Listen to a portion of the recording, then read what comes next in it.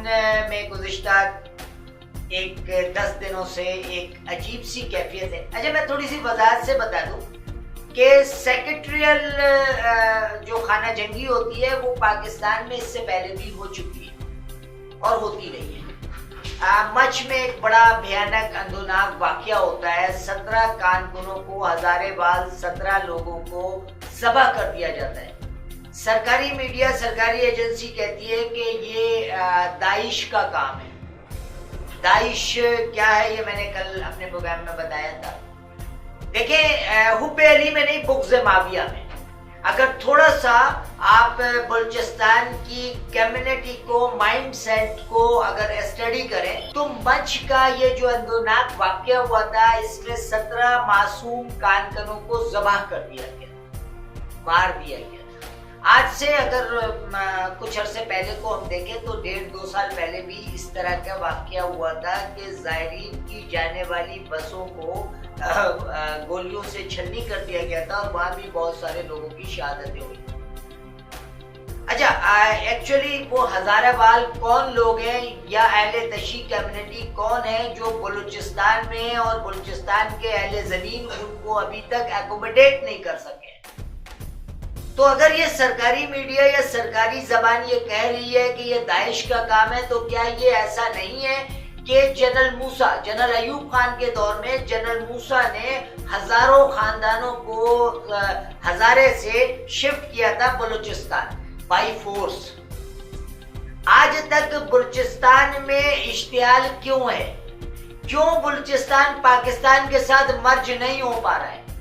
دیکھیں جغرافیائی اعتبار سے اگر دیکھیں تو بلوچستان پاکستان کا وہ صوبہ ہے جس میں معدنیات اور تیل اتنی ہے کہ وہ شاید اس کرۂ ارض میں کسی زمین پہ نہیں. آپ نے ذوالفقار علی بھٹو نے بلوچستان کا استحصال کیا, بلوچستان کے بلوچوں کا استحصال کیا اور سارک معاہدہ کیا جس معاہدے کے تحت بلوچستان سے تیل نہیں نکالا جا سکتا. اور بلوچستان سے تیل نہیں نکال رہے تھے کیونکہ ایران سے آپ نے معاہدہ کیا کہ جی ایران سے تیل نکالے جائیں گے.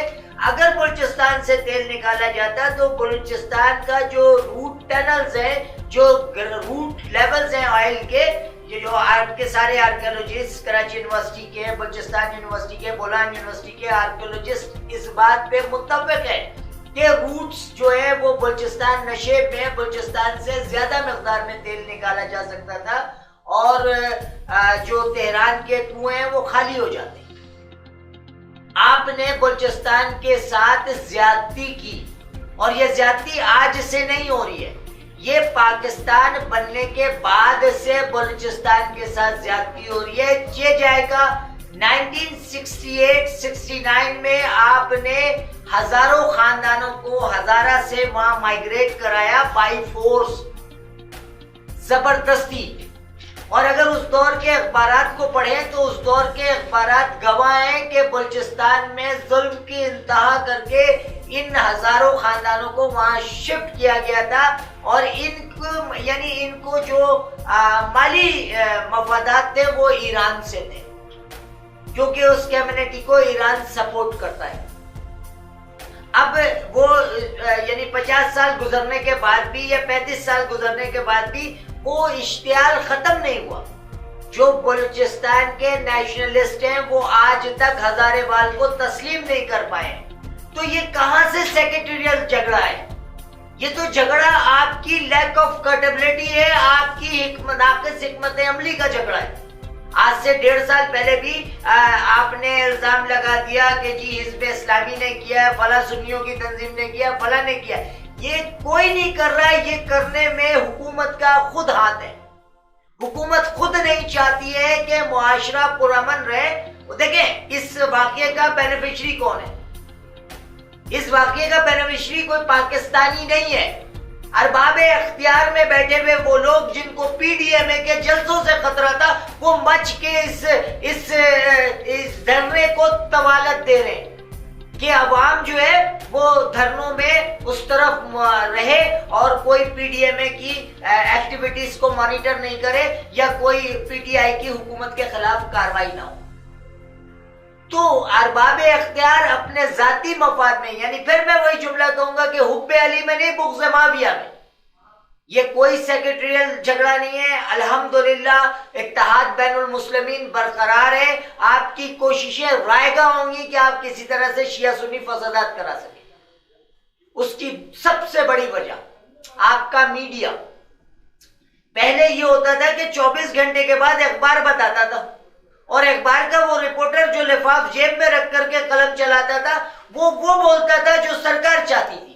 آج ہر آدمی کے پاس اینڈرائڈ موبائل ہے، اس نے وہیں سے فوٹیج لینی ہے اور وہیں سے دے دینی ہے فیس بک پہ، ٹویٹر پہ، اپنے یوٹیوب پہ، اور وہاں سے ٹی وی چینل نے لیفٹ کرنا ہے اور چلا دینا ہے. تو اب سچ نہیں چھپ سکتا ہے. آج کراچی کے کوئی 24-25 مقامات پہ دھرنا ہے، جبکہ کل 4 بجے لواحقین نے 20-20 لاکھ روپے کا چیک وصول کر لیا ہے. پھر دھرنا کیوں ہے؟ آخر وہ کون سی قوتیں ہیں جو اس دھرنے کو پرولونگ کر رہی ہیں کہ عام آدمی مشتعل ہو، عام آدمی پریشان ہو. ایک مریض کو لے کر کے ایک اس کے گھر والے جا رہے ہوتے ہیں اور ڈرائیور کہتا ہے ہم 2 گھنٹے میں پہنچیں گے سول اسپتال. تو وہ جو مریض تو لیٹا ہوا ہے، بیمار ہے، وہ کچھ نہیں کر سکتا، لیکن اس کے ساتھ جو اس کے تیماردار جا رہے ہیں وہ ریٹیلیٹ کریں گے. اور ارباب اختیار کا مقصد بھی ہے کہ ریٹیلیشن ہو، عوام سڑکوں پہ آئے تاکہ پی ڈی ایم اے کا جو یہ پروگرام چل رہا ہے، جو اینٹی حکومت ایک موومنٹ چل رہی ہے منظم طریقے سے، وہ ختم ہو. حکومت کی رٹ کہاں ہے؟ کیا حکومت کی رٹ پالیٹیشنز کے پاس ہے یا آئین کے پاس ہے؟ حکومت کی طاقت قانون کے پاس ہے یا ان سیاستدانوں کے پاس ہے جن کا کردار پاکستان کی میڈیا گزشتہ 2 عرصے سے دکھا رہی ہے؟ 20 سالوں سے پاکستان کا میڈیا چیخ رہا ہے کہ ہمارے پولیٹیشین کیا ہے. دیکھیں اللہ رب العزت نے اس ارض مقدس کو، اس پاکستان کو لاکھوں لوگوں کی قربانی کے بدلے میں دیا، اور دنیا کی بہترین معدنیات دیا، دنیا کا بہترین جغرافیہ دیا، دنیا کی بہترین محل وقوع دی. ایک آبزرور کیا، ایک میں سیاحت کے حوالے سے ایک آرٹیکل پڑھ رہا تھا، وہ یورپین سیاح تھا، اس نے یہ جملہ لکھا آپ کے نادرن ایریاز کے بارے میں کہ یہ وہ دنیا میں اللہ رب العزت نے جنت بنا دی ہے، دنیا میں اتنا خوبصورت محل وقوع دیا ہے. اگر یہ یورپ یا سوئٹزرلینڈ کے پاس ہوتا تو وہ اور بھی زیادہ پیسے کماتے سیاحت کے شعبے میں. ساری دنیا کے آرکیولوجسٹ جانتے ہیں کہ ہمارے صوبے بلوچستان میں یورینیم سمیت دنیا کی ہر معدنیات موجود ہیں. آپ نے تھوڑے سے پیسے لے کے کھرمن پروجیکٹ جو ہے وہ دوسری کمپنیوں کو دے دیا، دوسرے ممالک کی کمپنیوں کو دے دیا، جہاں دنیا میں تیسرے نمبر پہ سونے کی مقدار موجود ہے. آپ یورینیم کو صرف اس لیے نہیں نکالتے ہیں کہ آپ نے اس علاقے کو شاہ نورانی کا مزار بنا کر کے مذہبی عقائد میں ڈال کے وہاں پہ ڈگنگ اور کھدائی کو ممنوع کر دیا. آپ ہمارے اللہ تعالیٰ کی طرف سے دیے ہوئے جو وسائل ہمیں حکومت پاکستان کو، حکومت کو ملے ہوئے، آپ اس کو استعمال صرف اس لیے نہیں کر رہے ہیں کہ اگر وہ استعمال ہوں گے تو یہاں کے عام آدمی کی فلاح ہوگی، اور اگر عام آدمی پڑھ لکھ جائے گا تو آپ کی اجارہ داری، آپ کی بادشاہت ختم ہو جائے گی. وہی فیوڈل لارڈز کی سوچ، وہی وڈیروں کی سوچ، وہی ذمہ داروں کی سوچ کہ ہمارے علاقے کا جو کسان ہے اس کا بیٹا کہیں پڑھ لکھ کر کے ایس ڈی ایم نہ لگ جائے، پھر وہ ہمارے برابر میں بیٹھے گا. تو دیکھیں اس ارض مقدر کو بنانے کا مقصد تھا لا الہ الا اللہ محمد الرسول اللہ. تو کیا لا الہ الا اللہ محمد الرسول اللہ کی تدوین یہاں ہوئی ہے؟ کیا ہم اسلامی معاشرے میں زندہ ہیں؟ ہر ذی شعور آدمی جانتا ہے کہ نہ ہم اسلامی معاشرے میں، نہ ہم یورپین معاشرے میں، ہم بیچ کی کوئی عجیب سی چیز بن گئے. اس کی وجہ ہے کہ حکومت آئین کی ہوتی ہے، حکومت قانون کی ہوتی ہے، یہاں حکومت فرد کی ہوتی ہے. ہزاروں کی تعداد میں لوگ جو ہیں مظاہرے کر رہے ہیں اور خان صاحب اپنے کتوں کو نہلا رہے ہیں. جب خان صاحب کنٹینر پہ کھڑے ہوئے تھے 2 مہینہ 10 دن تو خان صاحب قسمیں کھاتے تھے کہ میرا مقصد آئین کی بالادستی ہے. آپ کہتے ہیں آپ این آر او نہیں دیں گے، کس کو این آر او نہیں دیں گے؟ آپ نے تو NRO دے رکھے ہیں. بڑے سے بڑا چور، بڑے سے بڑا ملزم آپ کے ساتھ آپ کے کیبنٹ میں بیٹھا ہوا ہے. کیا انکم ٹیکس کے چھوٹے سے چھوٹا آدمی جو ان علاقوں میں یا فیڈریشن میں تعینات ہے، کیا وہ نہیں جانتا ہے کہ زلفی بخاری کتنا بڑا ٹیکس چور ہے؟ کیا یہ خان صاحب کے جو قریبی رفقا ہیں ان کے کارنامے نہیں پتا؟ دیکھیں، تبدیلی آئے گی، تبدیلی آئے گی. تبدیلی آتی شریف لوگوں سے. آپ نے تو سارے چور اچکوں کو صرف پارٹی کا جھنڈا تبدیل کر کے اپنے ساتھ بیٹھا لیا. آپ تبدیلی کیسے لائیں گے؟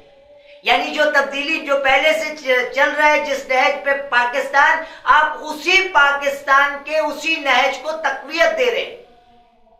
آپ کا کوئی ایسا منسٹر ہے جو نیب زدہ نہ ہو؟